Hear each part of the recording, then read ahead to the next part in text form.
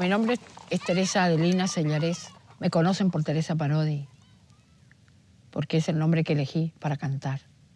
Y no es poco elegir un nombre para cantar. Cuando elegí ese nombre, tal vez elegí como quiero que me recuerden.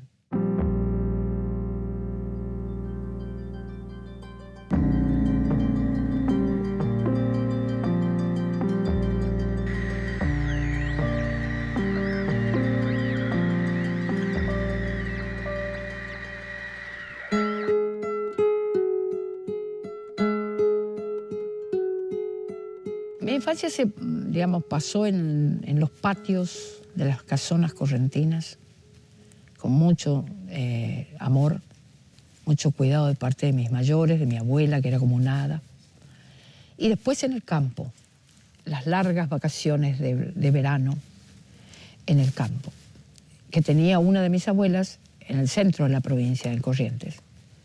Para mis hermanas y para mí, era importantísimo ese viaje de vacaciones a la estancia La Carlota. Recuerde, mi abuela, no olvide que espero que riegue sus plantas y vuelva a coser. La música estuvo siempre en mi casa. Diría que fue un protagonista en mi casa, en mi educación, en mi formación, porque mi padre era un gran amante de la música. Era famoso por su discoteca. Él estaba asociado al Club del Disco, porque en Corrientes había dos grandes disquerías, pero no siempre estaba todo lo último. Pero él estaba asociado al Club del Disco, entonces estaba muy enterado de lo último que salía en el mundo de música clásica. Y inmediatamente hacía un pedido especial y le llegaba a nuestra casa. En esos pedidos solía hacer también cosas que yo le pedía de música folclórica, ¿no? Bueno, lo cierto es que como los amigos sabían que él tenía esta discoteca fabulosa, todo el mundo medio que le pedía los discos, mi papá no prestaba nunca un disco. Pero entonces, como le gustaba la ingeniería electrónica, había instalado en un aparatito en el viejo combinado que teníamos en la casa. Bueno, entonces no era viejo, era lo último de lo último que había. En donde vos, al lado de la radio Corrientes, un poquito más de este lado de la señal, de la marca de la radio Corrientes en el dial, estaba la señal de mi papá por las noches. Entonces avisaba a todos sus amigos que 10 cuadras a la redonda y hacía una programación, que 10 cuadras podían tomar esa señal. Entonces hacía una programación extraordinaria de sus discos, les avisaba y durante unas cuantas horas pasaba esa música.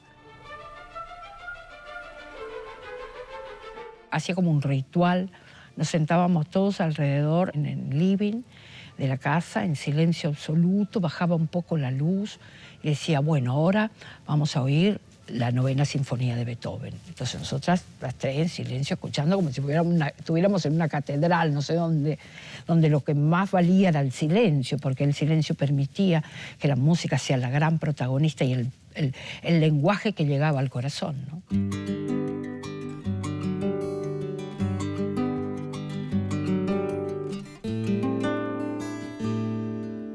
Tuve dos bisabuelos, pero que no conocí yo. Uno concertista piano y otro de guitarra.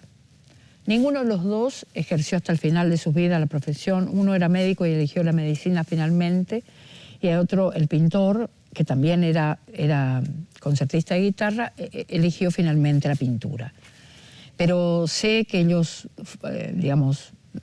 tuvieron mucho que ver en lo genético, estoy convencida, porque de otro lado, aparte de este amor que mi padre me legó por la música popular, por la música en general, también estaban estos antecedentes que evidentemente de alguna manera habrán venido a hacer algún ruido a mi corazón, a mi información genética, para que yo elija finalmente como destino último y primero la música.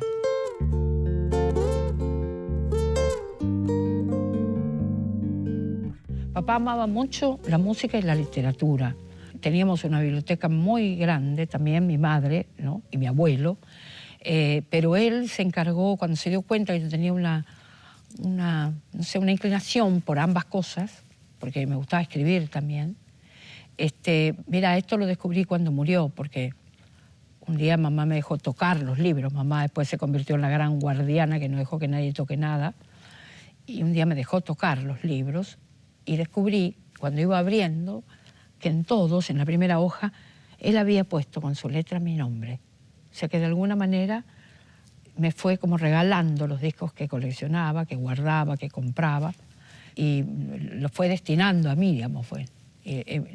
Bueno, fue un momento muy emocionante para mí darme cuenta que papá había pensado hasta ese punto en esta inclinación, así que yo tenía tan fuerte por la música y por la lectura, ¿no?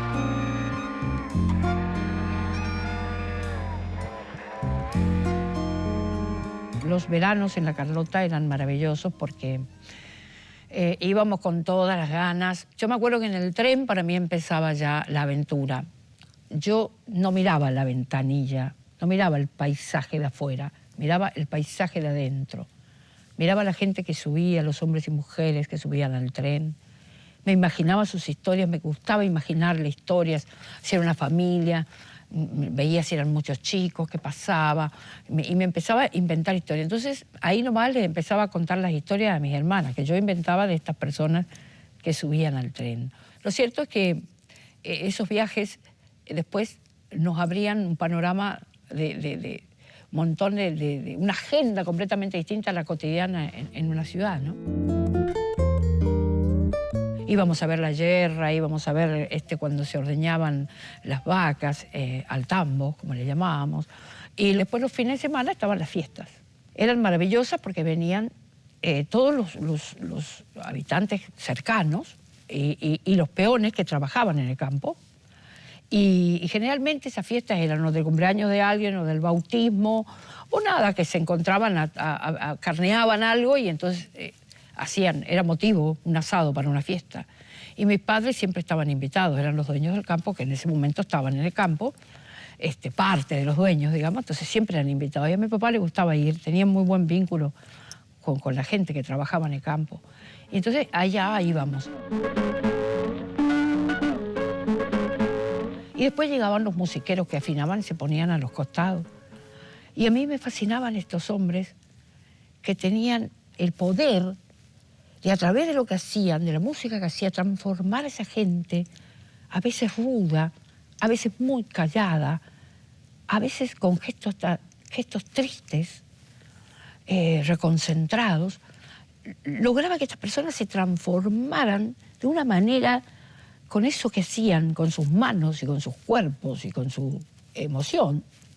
Y yo veía esta transformación, esto que pasaba de estos hombres y esta música a esta gente que lentamente iba siendo otra, una sonrisa feliz, con una alegría, una cosa que brotaba naturalmente de sus rostros, de sus actitudes, de su celebración, como una especie de ritual maravilloso que era el baile, ¿no? Y yo quería hacer eso. Quería alguna vez tocar la guitarra, que era lo que más me fascinaba, y transformar a las personas. Entonces creo que empezó de verdad para mí la pasión más concreta por la música, porque de alguna manera la música ya estaba, era algo que me atraía enormemente, pero de golpe yo sentí que tenía que pasar por mí esa música. Más de simplemente ser alguien que recibía, quería dar eso. Y entonces empecé a decir que quería una guitarra.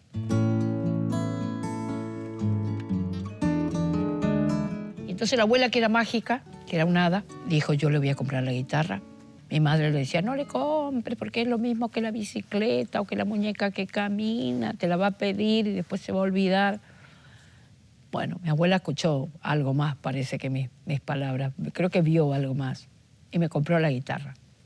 Yo me acuerdo que cuando me la dio, me temblaban las manos, no la podía, y la agarré, y lo primero que hice, la abracé así, ¿no? Como si fuera una amiga en algo. Porque me acuerdo, la tengo en la visión, me veo a mí misma, tenía 9 años, pero creo que fue uno de los momentos de más emoción, así, en esos años de mi vida. Lo cierto es que la afiné de oído. No sabría decir cómo ni por qué yo decidí que la primera y la sexta tenían que sonar igual. Algo pasó, no sé qué pasó, yo la puse como para... Y empecé a inventar cómo tocarla. Y entonces primero la punteaba, buscando las notas hasta que saqué, me acuerdo que lo primero que saqué fue el arriero.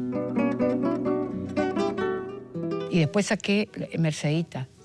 Ahí me parece que mis padres empezaron a escuchar y se dieron cuenta que la cosa venía para más largo, que no era ni como la muñeca que camina, ni como la bicicleta.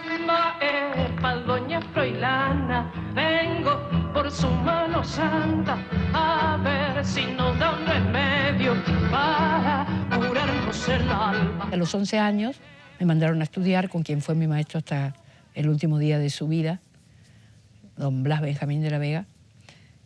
Me abrió un universo de entrada con mucha inteligencia, porque lo primero que me dijo el día que yo me senté delante de él con mi guitarra, lo primero que me dijo fue algo muy fuerte, porque me dijo: Teresa, toda la música que te emociona es tuya. Y yo quedé atrás de la guitarra pensando, no será mucho, ¿no? Entonces él me decía, no, todo lo que tiene que ver con la emoción, todo lo que vos sientas que no podés no escuchar, que te obliga al silencio, a la concentración con eso que estás oyendo, todo eso es tuyo. Nunca digas, esta música no voy a tocar. Como si fuera helada, la luna entre los guijarros del alma leña ilumina la callecita doblando. También me formé, por ejemplo, escuchando todas las formas expresivas, todos los lenguajes sonoros de la Argentina, todas las formas musicales de las distintas regiones argentinas, no solamente el chamamé.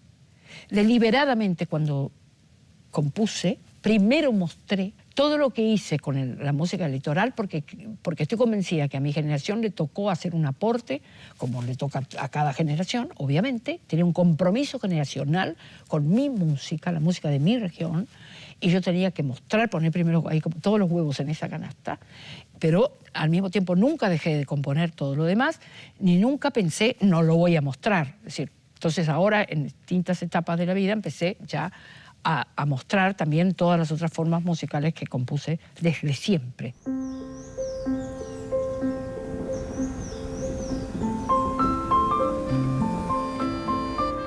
Yo me recibí a los 16 años de maestra, normal, nacional, como se recibía uno antes. Y bueno, yo quería ser directora de orquesta, pero para eso me tenía que ir de Corrientes y mi papá no me dejó. Estaba bien que ame la música, me cuidaron, me hicieron estudiar, me compraron después otros instrumentos, me acompañaron. Pero no estaban los planes de mi padre que yo sea música, que elija la música como profesión, ni de mi padre ni de mi madre. Así que no hubo caso, no conseguí el permiso, entonces empecé a estudiar literatura en el Chaco.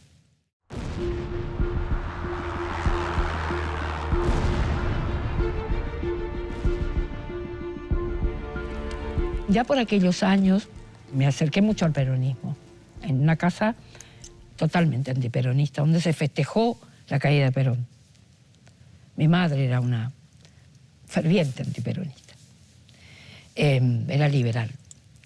Mi padre era radical frontisista. Lo cierto es que yo me acuerdo que cuando cayó Perón, yo era niña, esa revolución del 55, en mi casa se festejó. La única que estaba triste era mi abuela Emilia, mi hada. Estaba triste porque ella la quería mucho Evita y porque el hermano mayor de mi mamá era la oveja negra de la familia, era peronista. Y mi abuela era peronista, pero nunca lo decía.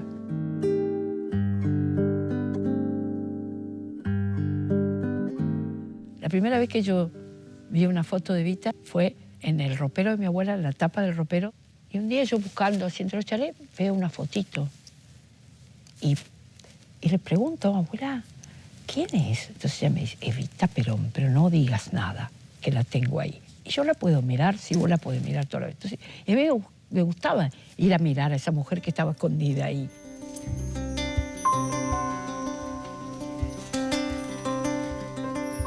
Después, lentamente, yo empezaba a escuchar y a saber que esta mujer había sido alguien que amó mucho al pueblo y que era muy amada y odiada. Esto me atraía muchísimo, empecé a averiguar, a conectarme con otras cosas. Tenía unas primas que ya hablaban más de política, más grandes que yo. Entonces empezó como una inquietud y una búsqueda en la secundaria, ya por supuesto, cada vez más, cada vez más. Entonces secretamente yo me iba inclinando hacia una definición política y hacia cada vez más hacia el peronismo, ¿no? Hacia la juventud peronista y demás. Entonces finalmente en la universidad definitivamente me convertí en militante de la juventud peronista, muy en secreto para que mis padres, como eran el Chaco y no me podían seguir hasta ahí, fue un poco más sencillo para mí militar muy intensamente en la facultad y después ya para siempre, ¿no? Todas mis elecciones después tuvieron que ver con lo que pensé, con la elección ideológica, ¿no? Mis compañeros beben el vino manso del pueblo, cantan canciones de amor y guerra, tan ardorosas como sus sueños. Había en Corrientes y en Resistencia una gran actividad política enorme. Y había una corriente estudiantil fervorosa, con muchísima pasión por la política. Se daba mucho en las asambleas, en el comedor universitario y demás. La década del 60, bien avanzada la década del 60, en los años de Onganía, justamente Corrientes fue protagonista de un momento histórico muy importante, que es la defensa que hicieron los estudiantes del comedor universitario. Mataron a un compañero, un estudiante, Juan José Cabral, el 15 de mayo de aquellos años 60, y después vino el Cordobazo. O sea, Corrientes y Resistencia tuvieron grupos estudiantiles con una gran actividad política emocionante, sobre todo teniendo en cuenta cómo eran de cerradas estas ciudades.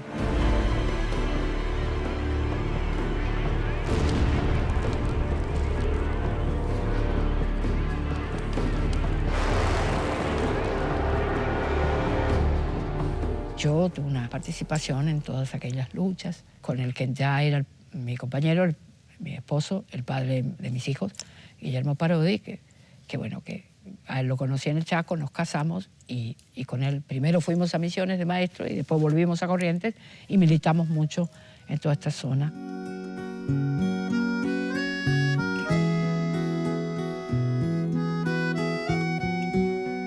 Yo me casé a los 19 años, con el permiso de jueces menores. Yo lo conocí a Guillermo Parodi en el Chaco y era de otra extracción social y mi padre no aceptaba esta relación. Y bueno, no me quedó otra que ir al juez, porque mi padre, que era muy amoroso y con el que tuve una relación muy bella, pero no me dejó salir de mi casa. Me hizo elegir entre la facultad o Guillermo. Pero bueno, finalmente logré que la jueza de menores, que era muy amiga de mi madre, me escuche y finalmente ella con mucha honestidad me dijo: tu madre me va a matar, pero no tengo nada que decirte. Me va a costar la amistad con tu madre, pero no tengo nada que decirte. Y me dio permiso y me casé. Mi papá no fue a mi boda. Y mi papá murió después, enseguida. Río de colores duerme en el mar. Hoy me hace falta verte bien. Me empecé a dar cuenta que necesitaba ser maestra en un lugar donde verdaderamente hiciera falta el maestro. Me fui a Misiones, yo creí que me fui a enseñar, me fui a aprender. Eso fue lo primero que aprendí. Me lo enseñaron los chicos, me lo enseñó la gente del lugar. Y fue hermoso ese aprendizaje. Me cambió la vida.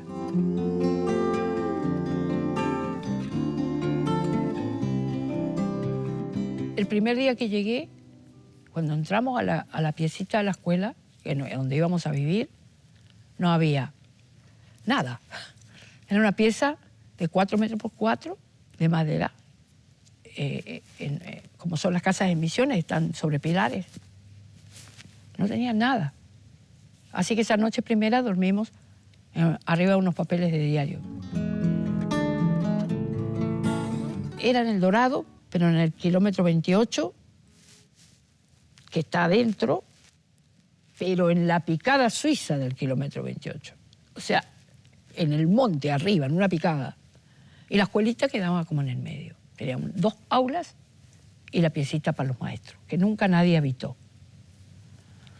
Y nos sentamos ahí los dos, y se me cayó un poco el mundo encima, ¿no? Bueno, esa noche yo pensé, podría hacerlo. Pero a la mañana, cuando salió el sol, y empezaron a llegar los vecinos, haciendo palmitas así, porque claro, el chofer ya contó, llegaron los maestros, se enteró todo la picada. Uno traía un colchón de chala, otro traía un cátere de 2 plazas, otro traía un calentador Primo, otro traía una pavita, uno un pan casero así eran, y venían, eran como los Reyes Magos, ¿no?, que venían.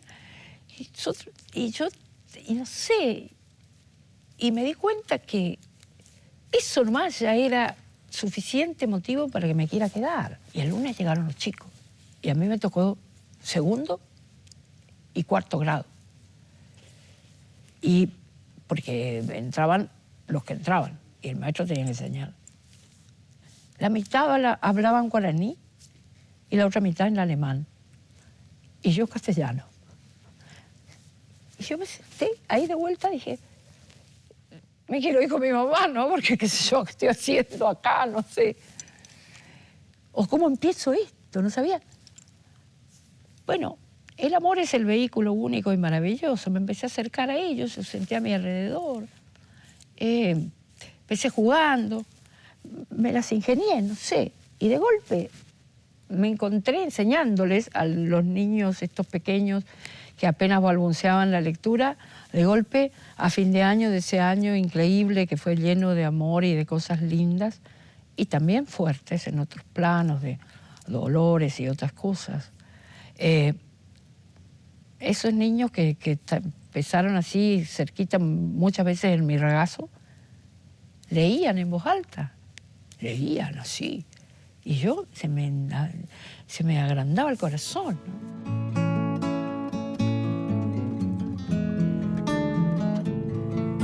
Empezó a tener problemas de salud la mamá de Guillermo, y bueno, Guillermo era su hijo mayor y el papá estaba también el papá, qué sé yo. Entonces, en un primer momento volvimos, tratamos de estar un tiempo y después volver a Misiones, pero después ya fue cada vez más difícil volver a Misiones. Comunicado número 1 de la Junta de Comandantes Generales.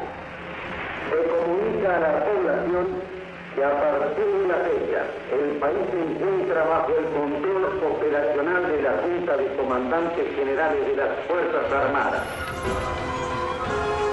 El golpe a mí me encuentra en Corrientes Capital. Era paralizante escuchar el comunicado, los comunicados por radio. Te metía miedo el ruido, digamos, el sonido de esa musiquita que te predisponía para que algo terrible habría pasado. Y la noticia que después tomó estado público, por supuesto, que las voces de mi entorno clamaban por el golpe, porque no querían a Isabel Perón. No sé si yo hoy pude llegar a ser consciente, creo que no, de lo feroz que iba a ser esta dictadura, porque esta dictadura vino por el exterminio de toda la gente de mi generación y de las generaciones más jóvenes que la mía y un poquito más grandes también. Hay una anécdota en mi familia muy fuerte, muy conmovedora, porque yo tengo 2 primos que murieron en la guerrilla, uno de ellos el regimiento cuando los montoneros tomaron el regimiento de Formosa, mi primo Jorge, y después otro en Santa Fe, en una emboscada. Y los 2 eran hijos de una prima hermana de mi madre. Cuando fue el suceso de Montoneros en Formosa, mi tía estaba en el Paraguay, la mamá de Jorge, y mi madre fue la única persona que la fue a esperar al aeropuerto cuando la trajeron de allá para que venga a reconocer al hijo. Con todo el ejército y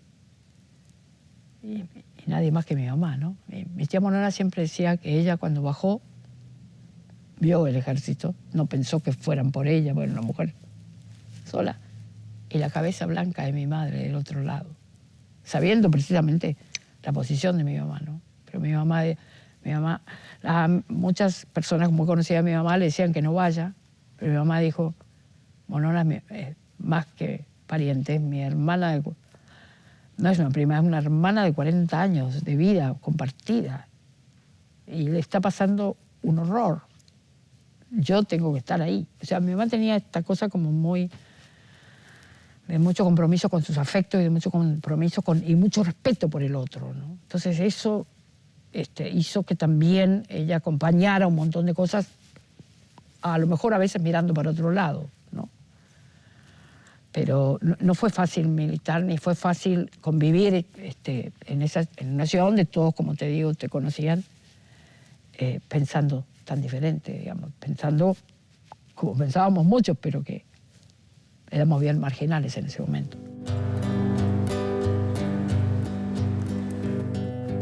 Muchos compañeros míos desaparecidos, sí. Muchos. Algunos muy queridos.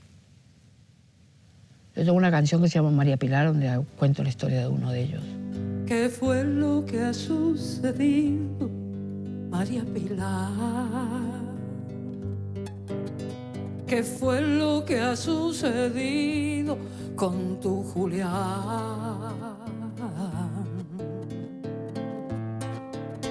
Los compañeros te ayudan a preguntar ¿a dónde se lo llevaron? ¿Dónde estará? Porque jamás le pudiste hallar si le buscaste sin descansar. Desde aquello que había pasado con Juan José Cabral a esto que estábamos viviendo ahora, Corrientes, que había crecido mucho, sobre todo en la población estudiantil, se mostraba así como un lugar donde había muchísima discusión política. Y bueno, y esto era muy visible, pero era muy chico. Conocíamos todos. Así que sabían dónde ibas, con quiénes te encontrabas, como todo. Pero era muy sencillo, era muy fácil. No obstante, muchas cosas se hicieron y pudimos también ayudar a muchos en distintos momentos que estaban mucho más comprometidos o que tenían una militancia más activa. Pudimos ayudar muchas veces, pero fueron años muy duros, muy difíciles. De todas maneras, la gente siguió militando y siguió defendiendo la democracia, ¿no? Desde todos los lugares posibles. Aún caminan contigo, aún caminan conmigo, los que nunca se fueron, los que nunca se han ido. En la época de la dictadura, las personas que estaban a cargo en los lugares claves de Corrientes, por ejemplo, eran personas que conocías. Eran estas mismas personas civiles que habían pedido los golpes de Estado, que después, digamos, naturalmente trabajaban en funcionarios, en distintos lugares, porque eran aliados del golpe, ¿no? Y después, cuando vino la democracia, fueron electos por la democracia, porque es donde te queda claro, muy claro, en el interior se vio mucho esto, muy claro, cómo era un grupo de poder que tenía todas las herramientas, era capaz de usar todas sus herramientas para seguir sosteniéndose en la conducción, en la construcción de un país a su medida, ¿no? No contaban con eso, no han desaparecido, no pudieron con ellos ni pudieron contigo. Aún están con nosotros, todavía más vivos. En general, en las provincias en el interior se mantuvo muchísimo esto con mucha claridad, con muchísima claridad, mucho más claro que acá, donde también hubo ese tipo de alianza y donde también los políticos fueron a golpear los cuarteles cuando creyeron que era necesario, pero como hubo un lavado de cara, si querés, ¿no? Pero a mí me parece que hoy inclusive quedó muy claro cómo esos grupos siguen siendo aliados en este tiempo, ¿no?, de la Argentina, con una democracia afirmada ya, y cómo son capaces de hacer otro tipo de golpe. Amo los pájaros perdidos que vuelven desde el más allá a confundirse con un cielo que nunca más podré recuperar. Piazzolla fue a tocar a Corrientes y al Chaco. Entonces había como una cena después que tocaba y él me quiso escuchar. Entonces mis amigos me llamaron. Bueno, yo fui con mi guitarra y él me pidió que cante. Y yo no le canté una canción de él, porque yo pensé, él la debe escuchar también por los artistas que él elige. Yo, no sé, le canté un tango mío. Qué cara dura. Y él se quedó escuchándome, ¿no? Entonces por rato me dice, muy bien, ¿y eso de quién es? Y es mío, maestro. Ah, muy bien. ¿Y tiene otro? Me pregunta. Entonces yo le canto, otro. Me dice, muy bien, muy bien. Así que me dijeron que usted se está, porque yo me iba a Buenos Aires, venía a Buenos Aires. ¿Se está yendo a Buenos Aires en junio? Sí. ¿Me quiere llamar? Le doy mi teléfono. Entonces, sí, me gustaría hablar con usted. Entonces me da su teléfono y yo, bueno, anoté, qué sé yo. Y antes de irse me dice, porque era muy genial, le quiero decir algo. 2 canciones le escuché nada más que a Sinatra. Astro era genial, ¿no? Tenía una salida de una cosa. Yo quedé. Pero lo dijo muerto de risa, ¿no? Pero está buenísimo, ¿no? Como diciéndome, no se piense que yo tengo paciencia y ando escuchando. Por algo la escuché un poco. Bueno, pasó la vida, yo me vine a Buenos Aires. Bueno, él vivía por la Avenida Libertador en un piso 13, o 11 o 13, no me acuerdo bien, pero sí que era un piso altísimo. Yo no lo quería llamar porque me daba vergüenza. Pero bueno, todo el mundo sabía que él me había dicho eso, entonces mis primos, la casa donde yo paraba, todo, llamalo. Y bueno, el papá de mis hijos, Guillermo, también. Llamalo.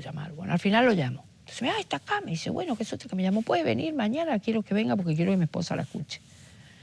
Era Laura Jalazo. Pues. Bueno, la cuestión es que me citó para una hora, no sé qué, llego y no había luz. Finalmente me convenció Guillermo otra vez y subimos por escalera. Cuando íbamos llegando al 7º, así yo me senté y que no subo más. Y me acuerdo que bajaba gente que me decía, ¿a dónde? ¿A qué piso va? Yo decía, al 13. Bueno, suba, que le falta poco. Y como que me alentaban, ¿no? Entonces me levantaba otra vez y subía. Yo me iba negando ya, porque era mucho. Bueno, finalmente le llego por la puerta de servicio. Y él dice, uy, vino lo mismo. Yo decía, bueno, estaba con los perritos que tenían él y Laura. Bueno, entonces me hizo entrar, me dice, después que recuperé el resuello, me dio un vasito de agua, qué sé yo, y nos pusimos a conversar y me pidió que le cante. Entonces, lo que me cantó a mí, me dice. Exactamente eso que me cantó a mí. Entonces yo le canté mis tangos de vuelta. Bueno, muy bien, me dijo, me escuchó, ella, hablaban ellos. Bueno, entonces me dio un beso. Bueno, cualquier cosa la voy a llamar, qué sé yo. Entonces yo bajo todos los pisos, me voy en un taxi a la casa de mis tíos y cuando estoy llegando mi primo me viene, se bajaba el ascensor y él me decía, vení, que Piazzolla está en el teléfono. Yo decía, me estás cargando, o sea, estoy viniendo lo de Piazzolla. Vení, que está en el teléfono. Entonces voy y escucho que él me dice, hola, Teresa, sí. Bueno, tómese un whisky en mi nombre, la felicito. Va a cantar con Piazzolla. La felicito, va a cantar con... Es genial. Pero él siempre con esa sonrisita, ¿no? Ese humor. Porque no decía que como te digo, era una manera de ser tan linda, tan pícara. Y bueno, y entonces pues me citó y yo fui y ensayé en en la casa, con los músicos. Me acuerdo que la primera vez que canté la balada para un loco y dije, no ves que va la luna rodando por Callao. Se entraron a reír todos los músicos y yo decía, pero ¿de qué se reirá esta gente? Claro, para mí. Y entonces él me dice, ¿no lo puede hacer un poco más porteño, Teresa? Y bueno, y me di cuenta que el tema de la R y la L iba a ser un tema. Me tuve que estudiar y tuve que trabajar para poder incorporarlo y que no se note mucho que lo estaba diciendo casi como una extranjera.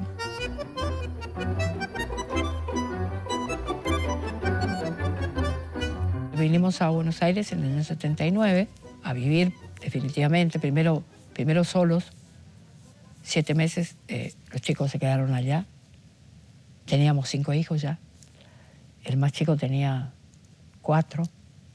Finalmente los pudimos traer en el 80 a los 5 y ya nos quedamos acá en Buenos Aires para siempre. Me dio muchas cosas. Me dio un lugar. Escuchó mi canción, recibió mi canción y yo encontré un hogar hermoso aquí, de amigos. La gente me organizaba recitales en sus casas, en plena dictadura, invitaban amigos para que me oigan. Se hizo una red que era impresionante. Y yo nunca voy a terminar de agradecer eso que me dio esta ciudad. Todos los amigos, la riqueza de amigos que tengo me la dio esta ciudad y este oficio. Y esa es mi familia ahora, acá. Y también lo es para mis hijos y para mis nietos.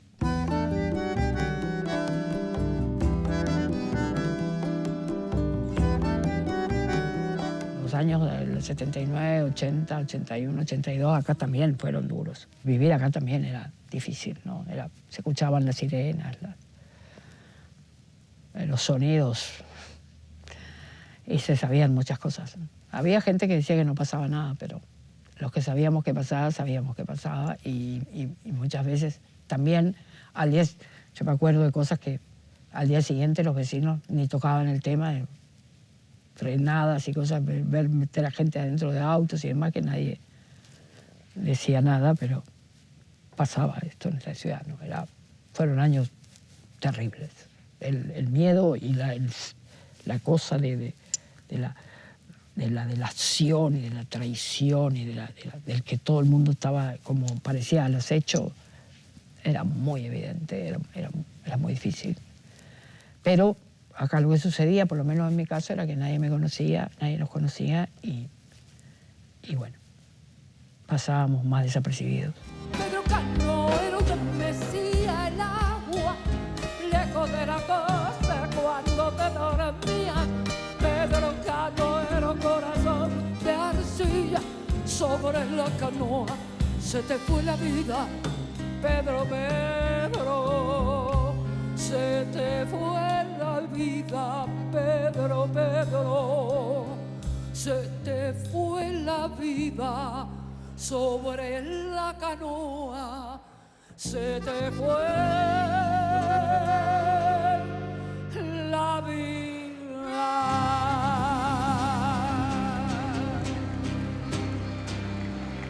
Muchas gracias.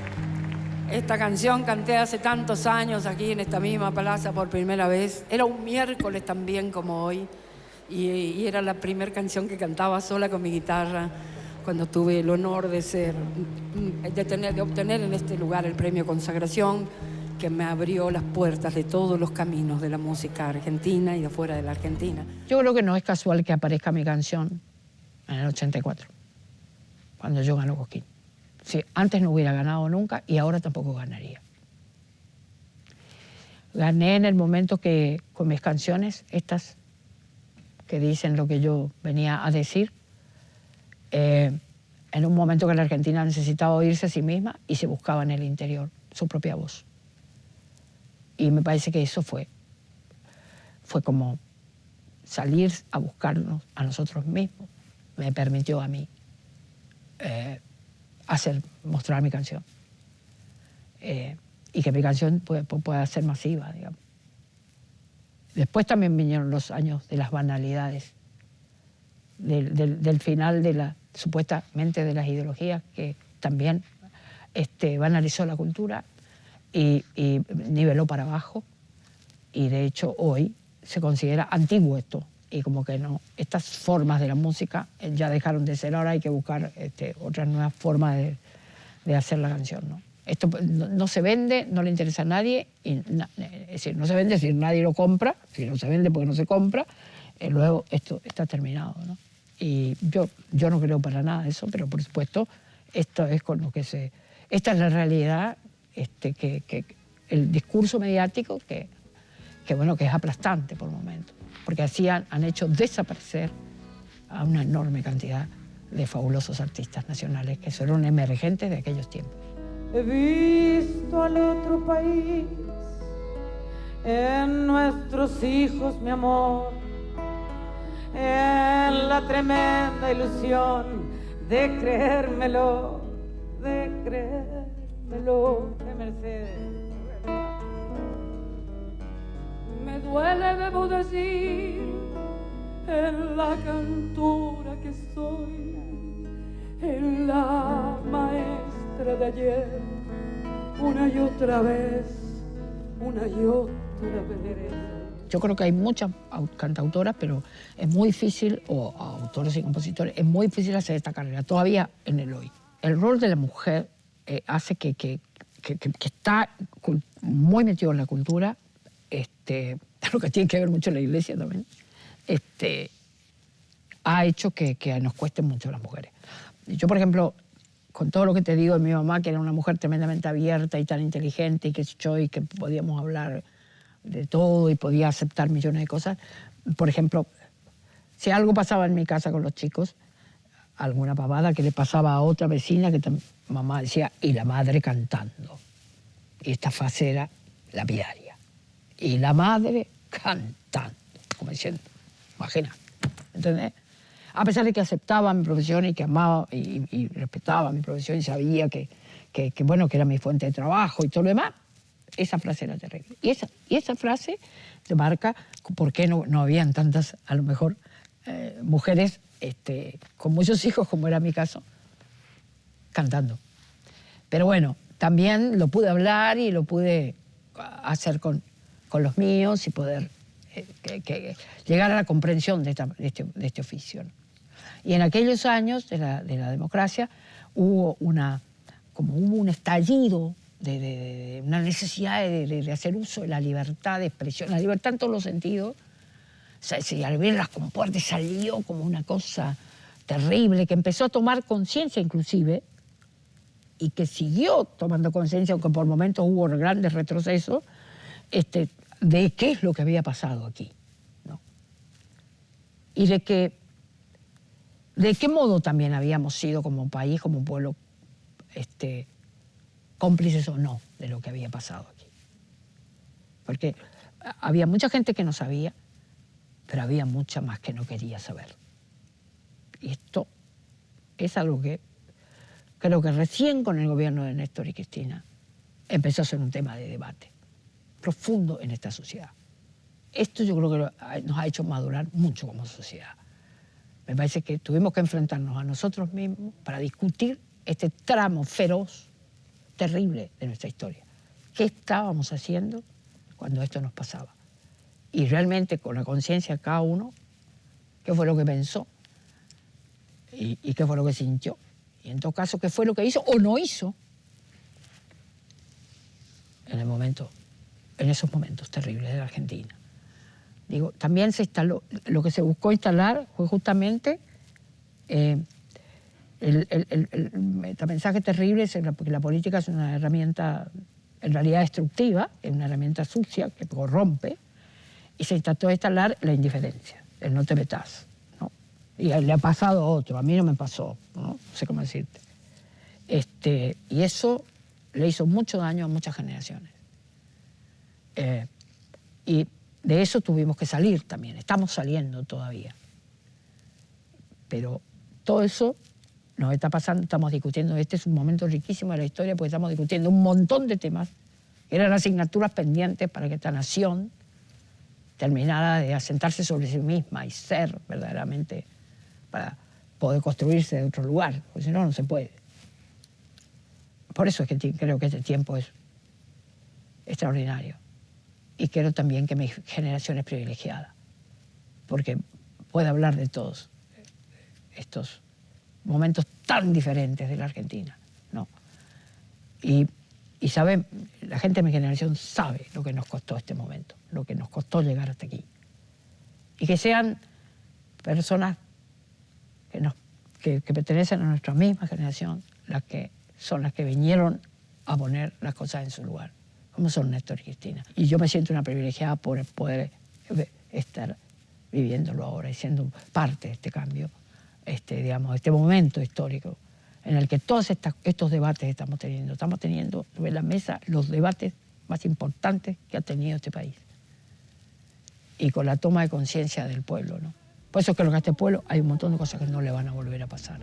Recuérdenme, hijitos míos, recuérdenme en el asombro, recuérdenme en la alegría con que vivimos después de todo.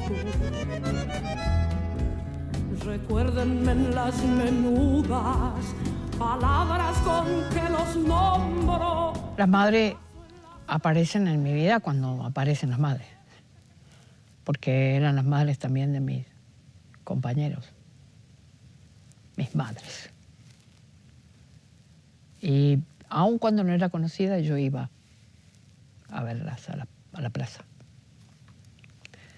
Y traté de acompañarlas siempre. Nunca me voy a olvidar el primer día que Eve me llamó para pedirme que cante en el primer Luna Park que hicieron.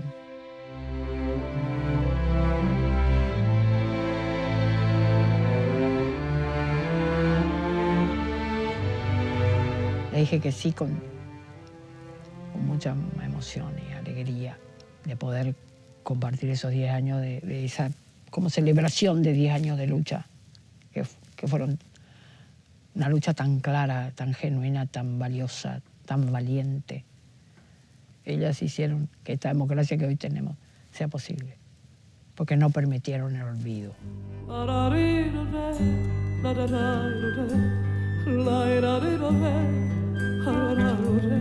Cuando me pidieron que yo dirija el espacio cultural de nuestros hijos, que está en este emblemático lugar que es lo que fuera la ESMA y ahora es como el espacio de la memoria, para mí fue un honor muy grande, un alto honor y un compromiso y un desafío.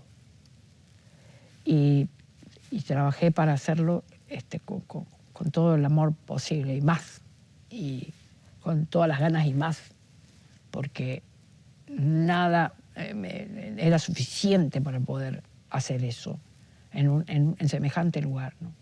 Con semejante carga histórica.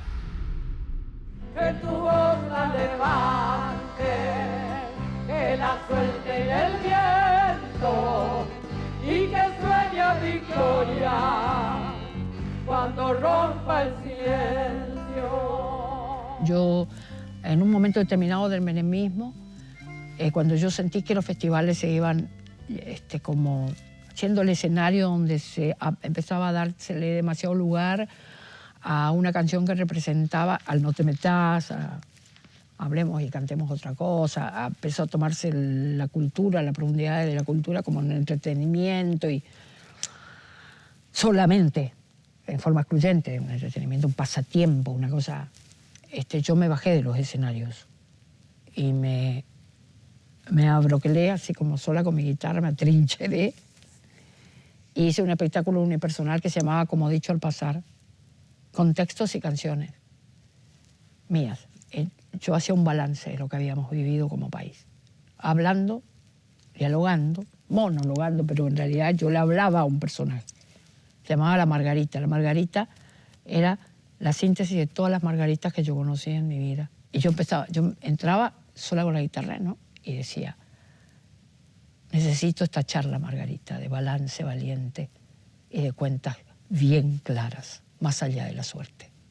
Entonces yo le hablaba del país en el que ella había vivido, que era el marginado, el que nunca tuvo, y el mío, en el que yo había tenido oportunidades, ¿no? Y en un momento final, yo decía entre los textos, no me muero por ser la más valiente, solo aspiro a vivir no claudicando. Esto era en el menemismo. Esto 4 años lo hice. Y fue una bisagra muy importante en mi vida. Yo necesité como militante, como artista, hacer ese balance. Con esa Margarita que simbolizaba todos mis sueños de esa Margarita, porque todos mis sueños estaban puestos en mejorar la forma de vivir en nuestro país, con los demás, ¿no? Y me acuerdo que después yo le preguntaba a la gente, hacíamos como un debate con una encuesta, le dábamos a la gente un papelito para que la gente me diga quién era la Margarita. Y más de una vez, en el concierto alguien me decía, Teresa, ¿pero quién es Margarita, Teresa? Entonces yo le preguntaba, ¿y para usted quién es? Entonces, por ejemplo, un día un señor se levantó y dijo, yo soy la Margarita, porque la Margarita somos todos. Y era muy impresionante, porque en esa época no se hablaba de nada. Se había terminado, la política no existía, se terminó todo. Había una sola salida, un solo modelo, una sola cosa, un solo todo. Y esto no servía más para nada. Yo lo hice 4 años contra viento y marea, esta cuestión, ¿no? Y después volví, porque Mercedes me decía mucho, no dejes tu lugar en los lugares grandes, porque necesitamos ser muchos. Tanto no poder, tanta nada, tanta despedida, tan dolor de puertas cerradas, tan dolor que humilla. Extraño, sobre todo de Mercedes, su cariñosa manera de estar. Mercedes tenía una manera afectuosa de estar en la vida de nosotros, más allá de todo lo que nos dejó su arte, porque eso lo tenemos. En la cara gris del espejo de la bailarina, su rubor de niña bailando, su rubor de niña. Mercedes nos dejó muy claro, un legado muy claro. Ella no escribió canciones, pero ella hizo suyas y nuestras las canciones de los más grandes compositores del continente, con una claridad y una profundidad en su búsqueda artística. Por eso Mercedes marcó huella para siempre y es la gran voz del continente. ¿Cómo la devuelve a la vida esa musiquita?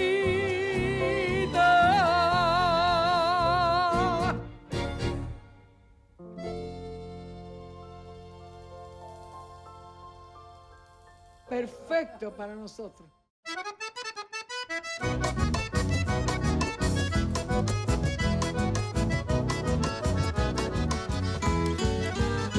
Volví a los espectáculos y a todos lados con un disco que se me llamó, no en vano, Señales de Vida. A raíz de este espectáculo que yo hacía, empezó a producirse a mi alrededor como una cosa muy interesante en que mucha gente de mi edad me quería llevar a los colegios para que yo hable con los jóvenes. Y empecé a hacer eso. Y un día, en un colegio, acá en Buenos Aires, un chico se paró y me dijo, Teresa, le quiero decir algo. ¿Sabe que el mundo está al revés? Yo siento que usted es la joven y yo soy viejo. Porque usted sigue teniendo ideales y me quiere convencer a mí de que yo vuelva a tomar la política como una herramienta de construcción. No puede ser que usted, siendo mayor que yo, usted esté llena de ideales y yo esté destruido. Algo está mal. No, le dijo a todos los otros chicos. Fue una cosa, te juro, que fue uno de los momentos así que yo recuerdo de más intensidad, en donde sentí que la canción cumplía un rol importantísimo. Celador de los sueños, déjame entrar. Celador que levanta las manos para bailar. Y hoy salgo a la calle, voy a un concierto, y voy a un acto, nada, se inaugura no sé qué, y está lleno de pibes que son iguales a nosotros, a lo que era yo cuando me iba cuando militaba por un sueño, ¿me entendés? Y porque además me creía que lo iba a hacer. De hecho, me dijo, yo soy la demostración de que se puede. Lo estoy haciendo, ¿me entendés? Y digo, estos chicos que vuelven hoy, esto me gustaría decirles, ¿no? Mírame a mí, ves que se puede y que es cierto que podemos transformar. Y que Néstor y Cristina representan a esta generación que no perdió sus ideales, que no lo dejó en ningún lugar, que nunca colgó el guante y ahora está haciendo verdad esto que soñó. Entonces, bienvenidos a esta maravillosa manera de ver la vida y de hacer la vida, de construir la vida. Esto me da ganas de decirle, está llena de juventud con deseo de construcción nuestra patria. Y recuperamos muchas cosas, muchas palabras. Esa, por ejemplo, que antes ya nadie más la decía, porque había sido tomada, nos habían arrebatado el sentido de la patria. Y ahora podemos decir, tenemos patria. Yo no canto por cantar,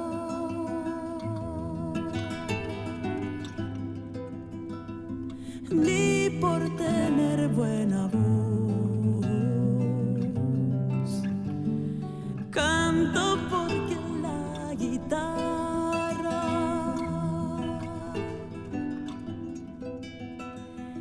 tiene sentido y razón.